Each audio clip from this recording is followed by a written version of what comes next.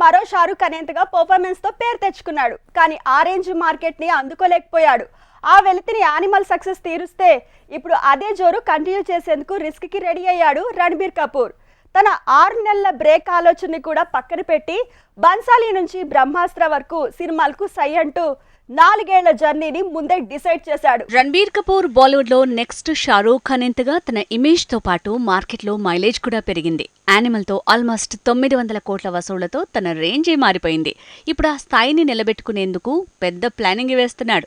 Bansali movie నుంచి బ్రహ్మాస్త్ర sequel వరకు భారీ లెక్కలే వేశాడు. సంజయ్ లీలా బన్సాలి మేకింగ్ లో సావరియాతో ఎంట్రీ ఇచ్చిన రణబీర్ మళ్లీ ఇప్పుడు అదే దర్శకుడి మేకింగ్ లో ఆలియా, విక్కీ కౌశల్ తో కలిసి లవ్ అండ్ వార్ మూవీ చేయబోతున్నాడు. తర్వాత క్యూలో బ్రహ్మాస్త్ర 2 భాగాలున్నాయి. బ్రహ్మాస్త్ర మూవీతో పాన్ ఇండియా హిట్ సొంతం చేసుకున్న రణబీర్ తర్వాత బ్రహ్మాస్త్ర 2, బ్రహ్మాస్త్ర 3ని వరుసగా ప్లాన్ చేసుకున్నాడు.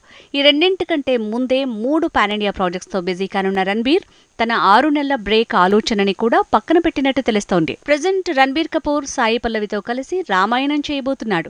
కేజీఎఫ్ ఫేమ్ యష్ రావణుడిగా చేయనున్న ఈ ప్రాజెక్టు తర్వాత యానిమల్ సీక్వెల్ యానిమల్ పార్క్ తెరకెక్కుతుందట. Sanjay Leela Bansali movie love and war తో పాటు రామాయణం సినిమాను పార్లల్ గా చేయనున్న రణబీర్ కపూర్ ఆ తర్వాతే యానిమల్ పార్క్, బ్రహ్మాస్త్ర సీక్వెల్స్ చేస్తాడట. మొత్తంగా 4 ఏళ్లలో 5 పాన్ ఇండియా మూవీస్ తో బిజీ కానున్నాడు ఈ స్టార్.